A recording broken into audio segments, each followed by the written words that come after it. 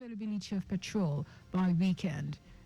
On the foreign scene, United States secures release of 135 political prisoners from Nicaragua.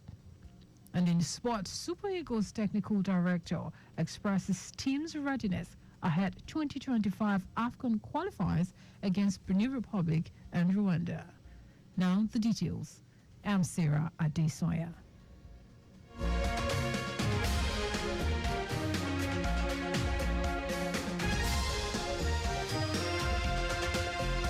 Lagos State House of Assembly has amended the appropriation law of 2024 that has a size of 2.267 trillion naira. This reordering is sequel to a letter dated August 9 and sent to the House by the State Governor, Babajide Sanwo-Olu. The House at plenary gave the approval for the chairman of the Committee on Economic Planning and Budget, Lukman Ulumo, presented the report and recommendations of the committee, which were adopted as resolution of the House.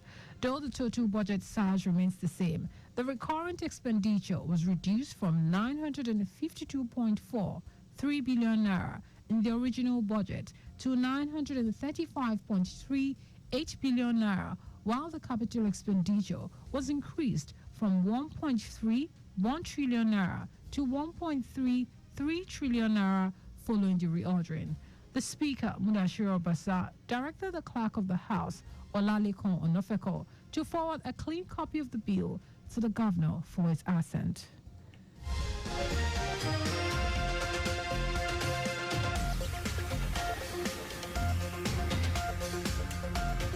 The Lagos State Government and its development partners have canvassed for an all-encompassing data collection that would ensure equity and resilience for sustainable development and population growth.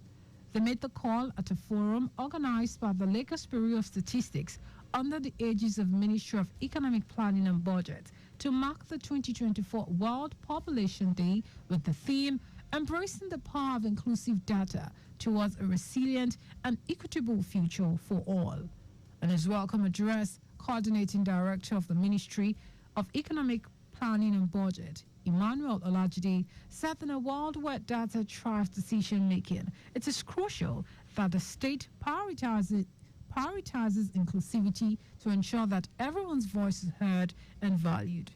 On his part, the State Director of the National Population Commission in Lagos, Bamidele Sadiku, underlined the readiness of the Commission to carry out consensus in the nation to process data for sustainable development, stating that the demonstration exercise had been carried out in some parts of the country.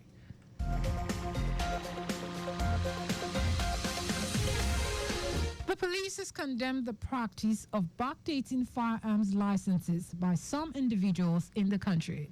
Speaking at a joint briefing of the Strategic Communications and Interagency Policy Committee, organized by the Office of the National Security Advisor, Force spokesman Muyiwa Adejobi said backdated firearms licenses remained fake.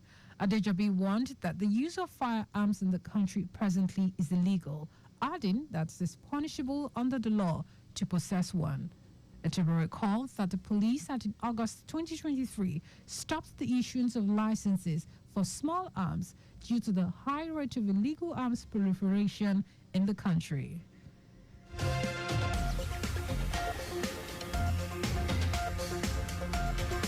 Nigeria is committed to achieving universal energy access by 2060, with a short-term target of attaining 30 gigawatts. Minister of Power Adebayo Adelabu announced this while speaking at the China-Nigeria Economic Cooperation and the Trade Conference in Beijing, China.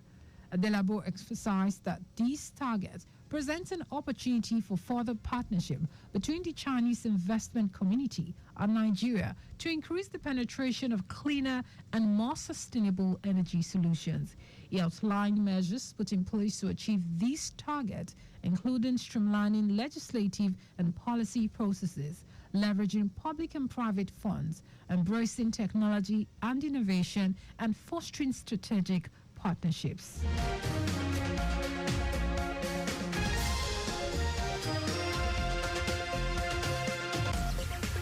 And now to the rest of the stories. Minister for Petroleum Resources, Heineken Lokpobere, has assured Nigerians that there will be availability of premium motor spirit, also known as petrol, by the weekend.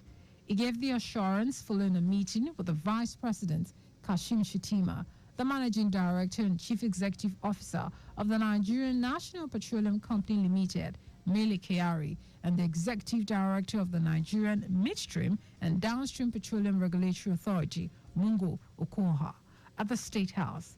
Lokpobere said the meeting was at the instance of President Bola Tinubu, who he said was concerned about the hardship being faced by Nigerians. The minister urged Nigerians to desist from panic buying, stating that the government is not fixing prices and the prices will stabilize as soon as the product is made available. Meanwhile, more residents, including civil servants in Borno State, have abandoned their vehicles to embrace trekking, horse riding, and the use of bicycles and tricycles for mobility.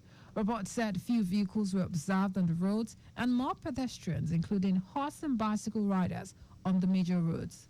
The report said these followed the increase in petrol pump prices on Tuesday. The Federal Road Safety Corps, FRSC, has introduced a new mobile app and the National Crash Reporting Information System, NACRIS, to improve road safety and address road traffic crashes across Nigeria. Speaking at the launch in Abuja, the Secretary to the Government of the Federation, George Akume, lauded the initiative as a significant advancement for the FRSC, reflecting ongoing digital transformation efforts to better manage road safety. Akume noted that these new tools aim to raise awareness among drivers and passengers about road safety and the causes of accidents. FRSC Corps Marshal Shehu Mohammed described the mobile app and NACRIS as crucial components of the FRSC's commitment to President Bola Tinubu's digital transformation agenda. It will interest you to know that the road traffic crashes claimed the lives of 5,081 Nigerians, with a total of 31,874 others injured between January and December 2023.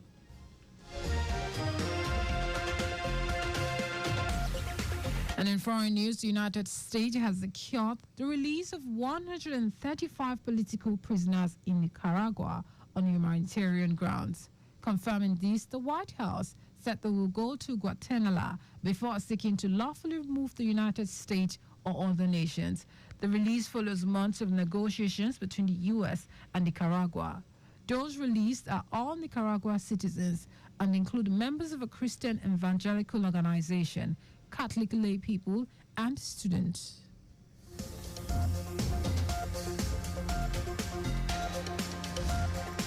And in sports, interim manager Augustine Guavo says the Super Eagles are raring to go for all 6 points available in this month's 2025 Africa Cup of Nations qualifying matches against their counterparts from Benin Republic and Rwanda. The team will clash with the Cheetahs of Benin Republic in Uyo on Saturday, 7th of September, and then keep a date with Rwanda's Amwavi in Kigali 3 days later. Egwago admitted that the matches will not be easy and no qualifying game can be taken for granted because all the teams want to play in the finals, but the Super Eagles are committed to securing all 6 points. Saturday's match will kick off at 5 p.m. inside the Godswill Akpabio Stadium. Just before we go, maintain adequate distance from the vehicle ahead of you to avoid collision. You can follow us and like all our various social media platforms: X, formerly Twitter, at Traffic Radio 961, Facebook, Lagos Traffic Radio 96.1 FM, Instagram, Lagos Traffic Radio 961. Subscribe and watch our news and programs live on YouTube at Traffic Radio 961. You can also visit our website, www.trafficradio961.ng. Did you know that under the Solo administration, Lama launched the Lagos State Blue Box Recycling Initiative? You can get more details on the Lagos State Government website. To end the news, here are the highlights of the major stories.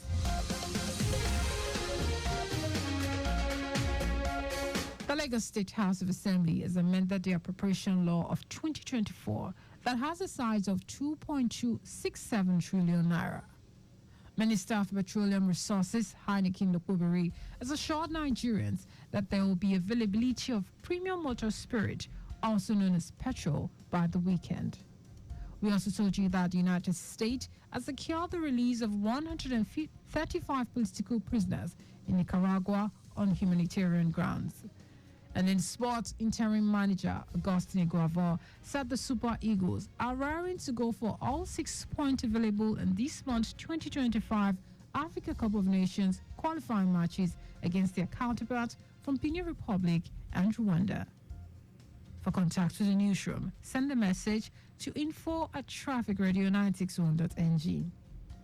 That is the news broadcast compiled by Adewale Olowokoroku and Sarah Adesanya. Thank you for listening and God bless you.